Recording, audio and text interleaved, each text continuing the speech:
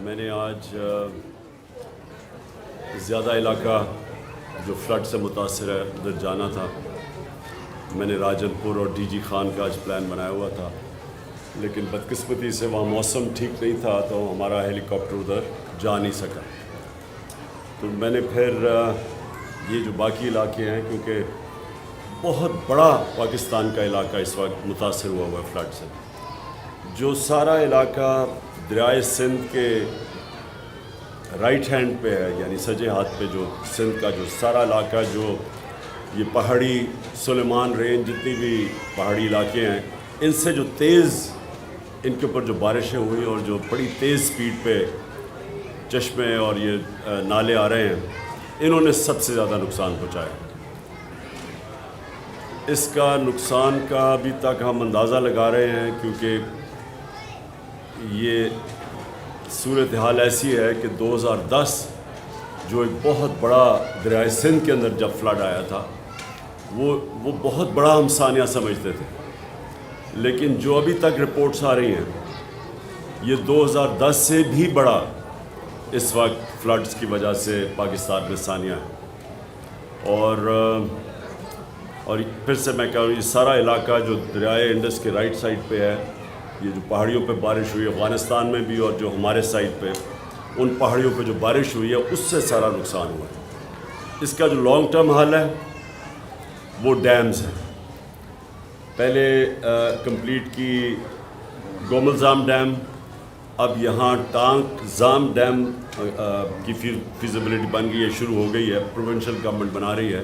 اسی طرح پنجاب نے بہت بڑی ڈیم ایک آگے جا کے ڈی جی خان میں، یہی جو پانی نے تباہی مچائی ہے، اس کو ایک بڑی ڈیم بنانے کا پلان تھا ان کا، اور وہ جب سے ہماری حکومت گئی وہ بیچ میں رہ گئی ہے. لیکن وہ پھر حال اس کا یہی ہے کہ یہاں سارا اس جو ہماری مغرب کی پہاڑی ہیں، جو سلیمان رینج ہے، اس کے اوپر ساری جگہ چھوٹی چھوٹی ڈیمز بن جائیں، تو یہی پانی جو اتنا نقصان کر رہا ہے، یہی پانی ایک ایسی چیز بنے گا کہ ملک کا بڑا اثاثہ بن جائے گا. ان علاقوں میں ہمیں پتہ ہے بارشیں کم ہوتی ہیں، پانی کم ہوتا ہے، لوگوں کو بڑی دقت ہوتی ہے پانی کی. تو یہ جب اس طرح کا ایک بارشیں زیادہ ہوتی ہیں اور سیلاب آتا ہے، تو یہ ہمارے لیے فائدہ ہو سکتا ہے اگر ہمارے پاس ڈیمز ہوں اور ہم اسی پانی کو روک لیں، اور یہ پھر پانی ساری جو خشک وقت ہوتا ہے سردیوں کا، اس میں کسانوں کے لیے اور لوگوں کے لیے اور آبادی کے لیے ایک بہت بڑا ایسٹ بن جائے، اثاثہ بن جائے ان کا. تو یہ تو لانگ ٹرم حل ہے. اور ہم نے جو اپنے دور میں 10 ڈیمز کا پلان کیا ہے، 50 سال کے بعد بڑی ڈیمز بھی بنا رہے ہیں. اور ہمارا جو پائپ لائن میں تھیں، اب پتہ نہیں ان کا کیا سٹیٹس ہے جب سے ہماری حکومت گئی ہے، لیکن میں آج یہ ضرور کہوں گا کہ پاکستان کے لیے ڈیمز بہت ضروری ہیں. وہ ضروری اس لیے ہیں کہ اس ملک میں پہلی پانی کی کمی ہے، اور پھر جب پانی آتا ہے تو وہ نقصان کر دیتا ہے. وہی پانی کو اگر ہم بچا لیں تو جس طرح میں نے کہا، عوام کی اتنا فائدہ ہوگا، ملک کی گروتھ ریٹ، ملک کے دولت کے اندر اضافہ ہوگا. اب دوسری میری بات یہ ہے کہ ہماری 2 پروونشل گورنمنٹس ہیں، محمود خان یہ خود اوورسی کر رہے ہیں جو سارا پختونخوا اور خاص طور پہ ڈی آئی خان کے اندر جو نقصان ہوا ہے، یہ خود اوورسی کر رہے ہیں اس کا. میں نے کل بھی پنجاب کے سی ایم چودھری پرویز الہی سے بات کی تھی، ان سے بھی ہم پورا کانسنٹریٹ گورنمنٹ کی ہوگی کہ جو علاقوں کے اندر نقصان ہوا ہے، ڈی جی خان اور راجن پور میں خاص طور پہ جدھر زیادہ نقصان ہوا ہے، ادھر وہ پورا زور لگائیں گے. سندھ اور بلوچستان بہت متاثر ہوئے ہیں. سندھ کے اندر تو سب سے زیادہ اس وقت نقصان ہے، اور اس کے لیے ساری قوم کو مل کے اس کا سامنا کرنا پڑے گا. جو بھی ہماری فیڈرل گورنمنٹ ہے اور جو 2 پروونشل گورنمنٹس ہیں بلوچستان کی اور سندھ کی، ان کو اس وقت ساری کنسنٹریشن کرنی پڑے گی. سب کچھ چھوڑ کے، سندھ میں خاص طور پہ جس طرح کی تباہی مچی ہے، سب کچھ چھوڑ کے ان کو، جو لوگ اس وقت بہت مشکل میں ہیں، ان کے لیے ان کی مدد کرنی چاہیے. میرے پہ بڑا پریشر پڑا ہوا ہے کہ میں چندہ اکٹھا کروں اس کے لیے فلڈز کے لیے. میں ابھی تک یہ بہت بڑی ذمہ داری، جب لوگوں سے آپ پیسہ اکٹھا کرتے ہیں بہت بڑی ذمہ داری، تو میں جب تک مجھے پورا نہ پتہ چلے کہ میں اس پیسے کو کدھر لگا سکتا ہوں جس سے لوگوں کو فرق پڑے، میں پیسہ اکٹھا کرنے سے گریز کرتا ہوں. کیونکہ میں ویسے اور اپنی شوکت خانہ اور تیسرے ہاسپٹل کے لیے بھی پیسہ اکٹھا کر رہا ہوں، اور اس کے لیے بھی نمل یونیورسٹی کے لیے، اور دوسرا القادر یونیورسٹی، اس کے لیے بھی سب خیراتی ادارے ہیں، یعنی ساروں کے لیے، عام لوگوں کے لیے، مستحق لوگوں کے لیے مفت تعلیم بھی، اور شوکت خانہ میں مفت علاج بھی ہے. تو اس لیے جب میں کوئی نئی پروجیکٹ لیتا ہوں کہ اگر اس کے لیے ہمیں پیسہ اکٹھا کرنا ہے، تو میں یہ پہلے سوچتا ہوں کہ کیا میں وہ پیسے کو پہلے تو دیانتداری سے خرچ بھی کر سکتا ہوں کون سے پروجیکٹ کے لیے. تو میں اس لیے ابھی تک کوئی، مجھے پریشر کے باوجود میں کوئی ابھی تک فنڈ ریزنگ نہیں کر رہا جب تک مجھے پوری طرح اندازہ نہ ہو جائے کہ کتنا بڑا ڈیمیج ہے، کتنا پیسہ میں اکٹھا کر سکتا ہوں. کیونکہ جتنے پیسے کی ضرورت ہے وہ صرف گورنمنٹ سے اس وقت اتنا پیسہ خرچ کر سکتی ہے، اور گورنمنٹ کو کرنا چاہیے. کیونکہ یہ میں جتنا مجھے انفارمیشن آتی جا رہی ہے، اتنا بڑا پاکستان میں سیلاب سے نقصان 2010 میں، جس میں بہت نقصان ہوا تھا، تب بھی اتنا نقصان نہیں ہوا جتنا آج ہوا.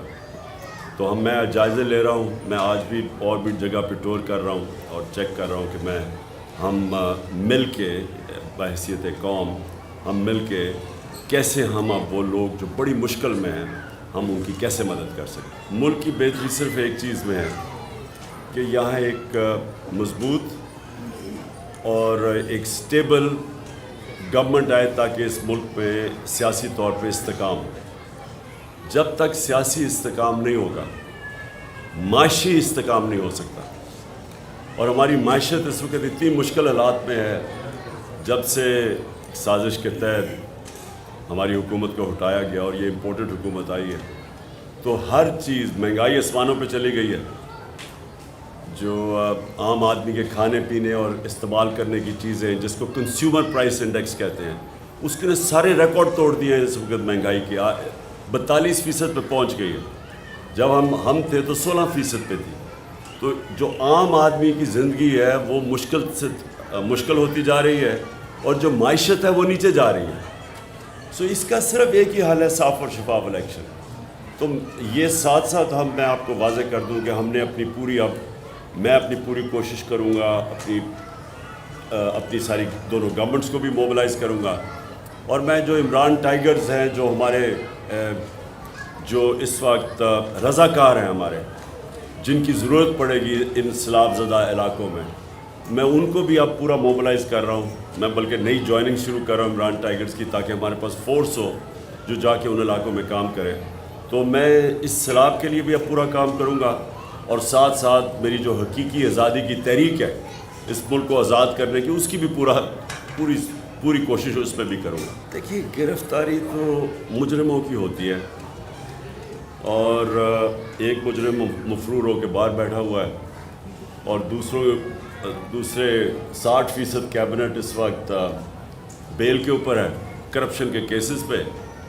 تو اگر مجھے مجرم بنا دیا ہے کہ ایک ہمارے ورکر اس کے اوپر تشدد کرے، کسٹوڈیل ٹارچر کرے، اس کو جنسی تشدد کرے، اور میں کہوں کہ جو لوگ ذمہ دار ہیں ان کے اوپر میں قانونی کارروائی کروں گا، اس کے اوپر اگر مجھے دہشت گرد بنا دیتے ہیں، تو کیا پاکستان کی عوام اس کو قبول کرے گی؟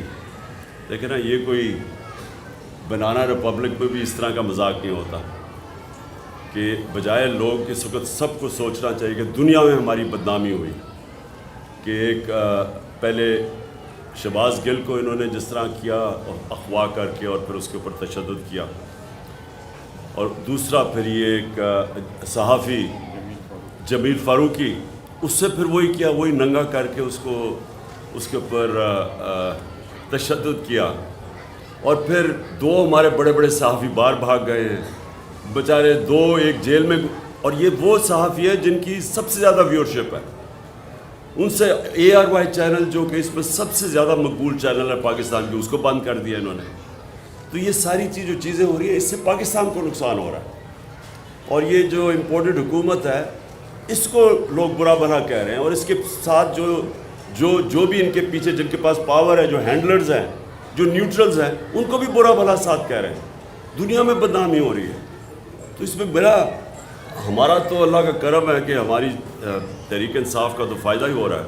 ہمارے پاس تو اتنے پبلک آ رہی ہے, الیکشنز بائی الیکشنز ہم جیت رہے ہیں, پبلک ہمارے ساتھ ہے. نقصان تو پاکستان کو ہو رہا ہے, اور پاکستان صرف نکلے گا صاف اور شفاف الیکشن.